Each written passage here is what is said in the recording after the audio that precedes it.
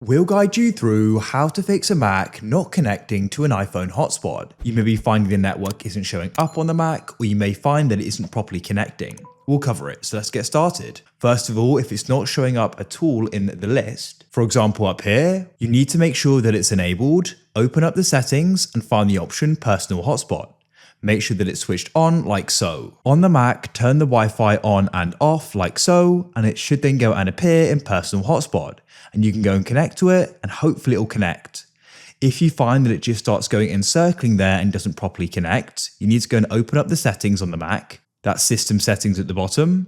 Go to the left and go and press Wi-Fi, find the network and press Details to the right, and what you then want to do is press Forget this network and remove it, and what you then need to do is go and find it again in the list, switch Wi-Fi off and then back on, and then what you need to do is find it in the list. If it doesn't appear in this list, then press the Wi-Fi icon in the top right and then connect to it under Personal Hotspot and enter in the password. If that solves the problem, then great. If it still doesn't, then what we can do is go and forget it again.